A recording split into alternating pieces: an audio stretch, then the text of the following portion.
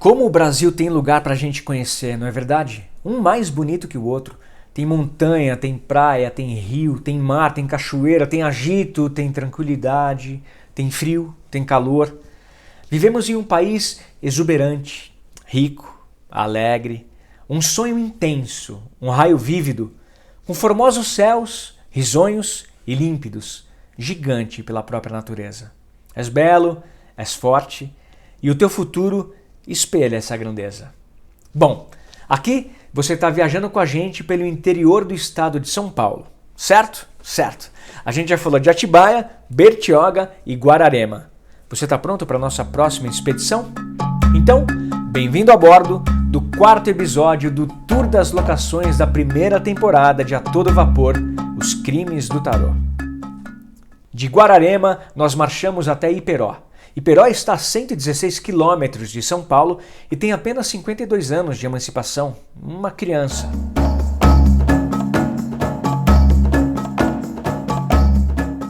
Nome de um dos rios que limitam o município, a versão oficial diz que Iperó significa águas profundas e revoltas. Mas vamos lá, seguem alguns estudos sobre a palavra Iperó. Há outras versões. Uma diz que a palavra significaria rio piscoso. E a outra seria a aglutinação das palavras Ipê mais Peroba, árvores encontradas no município e nas regiões sudoeste e centro-sul do estado de São Paulo, onde inclusive o município está localizado. Além dessas, há também uma outra versão apresentada pelo geólogo e arqueólogo Luiz Caldas Tibiriçá, um dos maiores especialistas brasileiros em línguas indígenas, que apresenta o significado de Iperó como casca amarga, também em alusão a Peroba. Essa última versão, devido à importância da pesquisa de Tibiriçá, poderia ser levada em consideração com mais segurança caso houvesse uma revisão do significado oficial para a cidade da palavra Iperó. Sobre as origens, sabe-se que a região de Iperó fazia parte de uma das rotas utilizadas pelos bandeirantes. Haviam dois caminhos, o do Tietê e o do Paranapanema. O do Tietê, começando em Araritaguaba, descia o Anhembi, que é o nome primitivo do rio Tietê, o Paraná, e depois subia o Rio Pardo. Ou então seguia-se até o Salto do Guaíra para então subir o Paranapanema. Isso antes da destruição do Guaíra. Os bandeirantes sorocabanos preferiram muitas vezes atingir o Tietê pelo rio Sorocaba, porque ele só tinha uma cachoeira e era margeado por algumas matas onde havia madeira suficiente para a construção de canoas. Assim, esses bandeirantes passaram por regiões que atualmente representam os territórios dos municípios de Sorocaba: Iperó, Porto Feliz, Boituva, Tatuí, Serquilho, Jumirim e Laranjal Paulista. Em Iperó, teve um lugar incrível que a gente visitou quando a gente estava escolhendo as locações, que é a Fazenda Ipanema, um sítio histórico muito pitoresco, repleto de ruínas e casas históricas, mas infelizmente eles não liberaram para gravar lá, a não ser que a gente desembolsasse aquela graninha marota. E para uma produção feita na guerrilha, infelizmente não foi viável. Quem sabe nas próximas temporadas, não é verdade? Eu queria muito gravar lá. O lugar é animal e muito importante para a história do Brasil, mas infelizmente ele é praticamente ignorado pela maioria dos livros de história brasileira, não havendo praticamente nenhuma referência local. Eu me refiro à Real Fábrica de Ferro da Fazenda Ipanema ou Fábrica de Ferro São João de Ipanema, são os dois nomes que ela tem aí. Trata-se do local onde foi criada a primeira forja de ferro do Brasil em 1597. Além de ter sido lá também onde foram criados o primeiro arado rústico do país, a primeira represa nacional e, além de tudo isso, a primeira siderúrgica do Brasil no século XIX. Ipanema merece o título de berço da siderurgia nacional, ocupando um lugar de destaque no desenvolvimento econômico do país.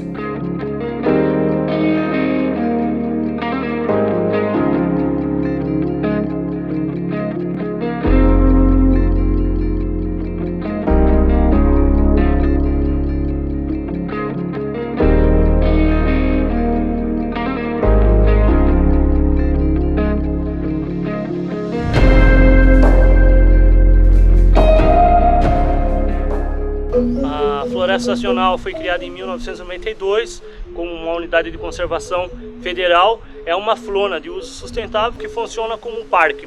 Nós funcionamos como um parque porque nós temos os remanescentes da primeira fábrica de ferro do Brasil. Então, esses remanescentes são tombados pelo IPHAN e precisa ser visitado pelo povo brasileiro. A fábrica ela dura de 1810 até 1895 e após o término da fábrica é passado para o Ministério da Guerra, depois o Ministério da Agricultura e hoje o Ministério do Meio Ambiente, que cuida de toda essa área que totaliza 5.069 hectares. Hoje a nossa fauna é bastante significativa para o nosso entorno. Nós já fotografamos o lobo-guará, tamanduá-bandeira, tamanduá-mirim e nos últimos anos foi fotografado através de câmeras trap a sussuarana, que é o nosso felino, a onça parda, foi fotografada aqui. Nós temos os primatas, o prego e o sagui em predominância aqui também, cervo, a paca e capivara. A trilha mais visitada que temos aqui é a trilha da Pedra Santa, onde nós passamos por um ponto de um lendário chamado Giovanni Maria de Augustini, onde em 1844 ele cuidou das pessoas pobres dessa fábrica.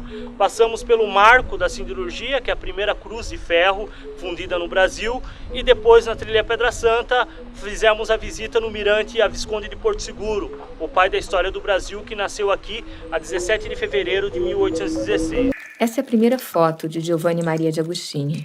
Ele foi fotografado em um estúdio em Havana, em Cuba, por volta do ano de 1858. Um homem velho que tinha caminhado sozinho por todas as Américas, que pregava um Deus igualitário fora das paredes das igrejas. De Belém, Agostini seguiu no vapor Imperatriz até o Rio de Janeiro. E como fez em tantos outros lugares, buscando isolamento, ele escolheu a Pedra da Gávea para morar.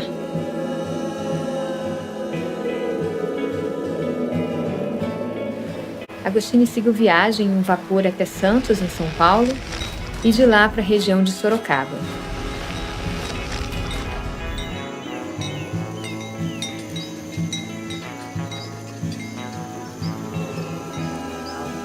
Na pequena cidade de Messia, Novo México, foi sepultado no cemitério católico em abril de 1869. Na lápide original, o epitáfio vinha em castelhano: Juan Maria Justiniano, eremita do Velho e do Novo Mundo. Morreu em abril de 1869, aos 69 anos de idade, dos quais 49 como um eremita.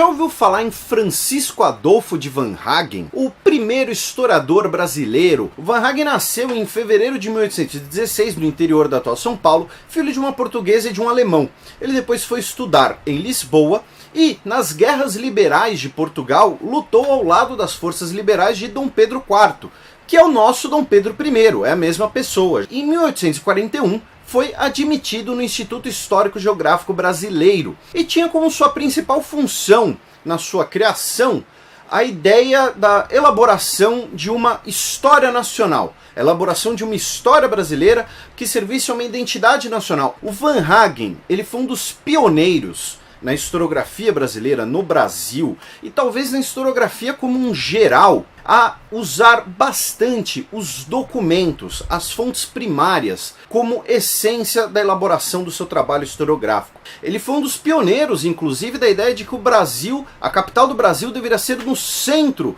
do Brasil, por conta da afluência dos rios, e os rios eram as artérias do grande coração que é o Brasil, e depois esse pensamento será bem aceito, será colocado na Constituição pelos republicanos, e teremos a construção de Brasília num local muito próximo do defendido pelo Van Hagen, bem no centro do país.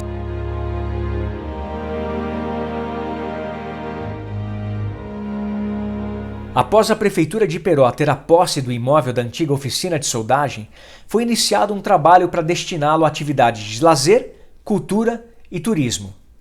O espaço concedido ao Centro Nacional de Balonismo não inclui o prédio da antiga oficina, que será reestruturado através de uma parceria entre a Prefeitura e a Rumuol, concessionária da ferrovia, e utilizado pela administração municipal para o desenvolvimento de projeto voltado à cultura e ao turismo em Iperó.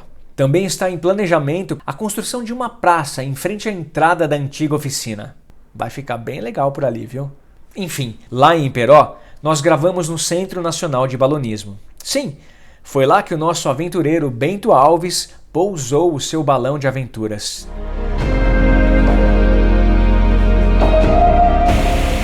Estamos aqui nos bastidores do balão do Ator Vapor. Isso aqui Bento Alves, Cláudio Bruno. Daqui a pouco eu vou decolar!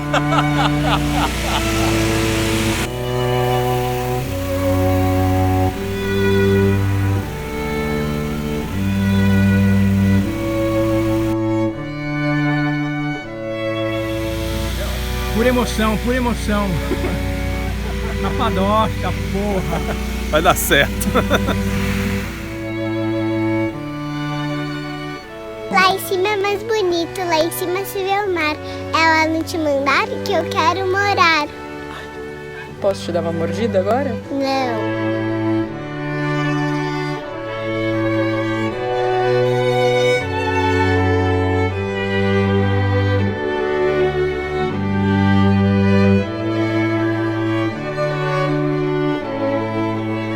O balão subiu, hein? E não vem catacar e balão aqui não, hein? Curiosidade aqui para vocês. Os primeiros experimentos de voos com balão como forma de transporte aconteceram há mais de 3 séculos. Considerado um precursor da aviação mundial, o balonismo é a forma bem-sucedida mais antiga de transporte humano pelos ares. O primeiro voo de balão realizado com pessoas ocorreu em 1783 na França, devido aos esforços dos pilotos Jean-François Pilatre de Rosier e François Laurent d'Arlandes. Eu acho que é assim que pronuncia. Meu nome é Dr. Tom Crouch, eu sou o curador sênior do Aeronautics, o Museu Nacional de Ar e Espaço, e estou aqui para falar sobre o impacto do balonismo no século XVIII. A invenção do balão foi, sem dúvida, um dos momentos mais especiais daqueles que captam a atenção de todos, sabe? Por se tratar da realização do sonho da maioria dos humanos, eu imagino, o sonho de voar. O experimento começou com os irmãos Montgolfier, que fabricavam papel e foram eles que inventaram o primeiro balão. Esse balão foi pilotado por Pilatre de Rosier e François Laurent. Eles voaram por 25 minutos e percorreram mais ou menos 9 quilômetros. Esse foi, sem dúvida, um ato extraordinário para a humanidade. Alberto Santos Dumont nasce no sítio de Cabangu, em Minas Gerais, em 20 de julho de 1873, filho de Dona Francisca e do Dr. Henrique Dumont. Ainda criança, guia locomóveis e, aos 12 anos, conduz locomotivas Baldwin na primeira fazenda do Brasil a possuir uma via férrea, um percurso de mais de 90 quilômetros. Mas o pai sofre um grave acidente e a família viaja para Paris em busca de tratamento. Na França, Alberto apaixona-se pelas novidades da técnica e pela cidade. Ao retornar ao Brasil, Alberto traz o primeiro automóvel. Seguindo os conselhos do pai, estuda física, química, mecânica e eletricidade e passa 4 anos em Paris. A capital dos tempos modernos é instigadora. Nos céus, balões distraem todos. Alberto experimenta o voo, mas para sua surpresa, o balão ainda está sem direção, navegando com o vento. Logo, constrói o seu próprio balão e o chama de Brasil. Não seria digno de um homem ser simplesmente mais um balonista. Muitos tentaram dirigi-lo sem sucesso. Alberto busca uma solução simples. Um balão em forma de charuto com o motor situado bem abaixo e com os canos voltados para baixo. Assim, a pressão do gás mantém a forma, o motor aciona uma hélice e o conjunto só pode voar. Bonjour. Belle journée pour voler, não? Excellent. O senhor é um herói. Eu gosto mesmo quando estou entre as nuvens. Vamos à nossa saga. Gravar no balão, apesar de parecer fantástico e só alegria, é tenso demais. Primeiro que não é nada simples o processo de você encher o balão. Ele é gigantesco e demora um tempo para ele ficar de pé. Além de ser necessário toda uma equipe especializada para fazer essa tarefa.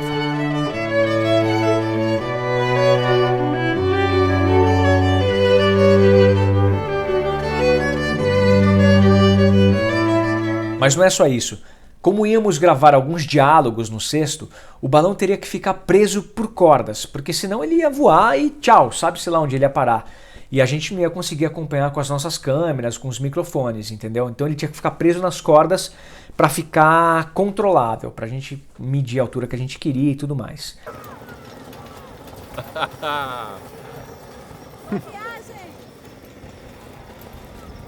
Até a próxima aventura! Eu tô indo pra casa do chapéu.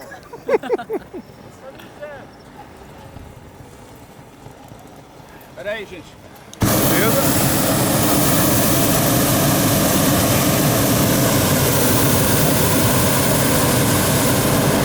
Outra coisa importantíssima, as condições climáticas são fundamentais para se voar de balão. E mesmo preso com cordas, o clima é fator determinante. Normalmente se voam ao nascer do sol ou ao entardecer. Nós escolhemos gravar no final de tarde porque a gente ia ter cena de dia e de noite, então no final de tarde você pega as duas coisas. E a gente não tinha verba para ficar o dia inteiro com o balão à nossa disposição. Paga-se por hora e não é nada barato. Aliás, um agradecimento aqui muito especial ao Bruno Bock e ao pessoal da Blues Filmes. Sem eles, provavelmente, não haveriam cenas no balão. Então vamos lá. A gente tinha pouco tempo para gravar várias cenas de dia e de noite. Uma delas, inclusive, com criança. Parênteses aqui. É uma das cenas que eu mais gosto. Olha um trechinho. Menina! Volta aqui! Menina do céu! Menina! Isso é um balão de verdade? Isso mesmo. Posso voar com você? Olha, eu acho... Não, nem pensar. Você veio aqui pra passear. O que sua avó vai pensar? Deixa eu só ver o que ele tá fazendo. Ela fica batendo o nariz. Eu queria ser igual a senhora, ser veloz e ser feliz. Ah, então a senhorita gosta de poesia? Escuta essa. Enquanto não se vai de foguete à lua, é se aventurar pela rua. Me conta dessa aventura. Você vai voar pra quê? Vai voar pra ver a vista? Eu adoraria, mas não. Eu tô indo investigar um crime lá do alto com a minha luneta e com esse balão. Tá todo mundo nesse estado, né? Não vamos falar desses assuntos na frente de criança? Não falei. Voar de balão é a ação de maçaricar, mantendo o ar aquecido no interior em equilíbrio com o ar exterior. Para isso, o piloto oficial ele tinha que ficar maçaricando o tempo inteiro de dentro do balão. Isso mesmo, ele ficava dentro do balão, escondido entre os atores, agachado, e toda hora ele tinha que levantar para puxar o maçarico e fazer jorrar aquele fogo todo para manter o balão em pé. Quando o sol começou a cair, esse piloto disse que o vento estava mudando e que a gente não ia poder ficar mais tanto tempo ali. Foi uma baita correria para a gente conseguir gravar tudo que a gente precisava a tempo. Mas no final deu tudo certo. Aliás, sempre dá quando você tá por uma boa causa. A verdade é que dessa vez ninguém voou de fato no balão. Ele apenas subiu um pouquinho e desceu. O resto foi a magia de Javier Comessana e Marta Silveira. Os magos dos efeitos especiais de A Todo Vapor.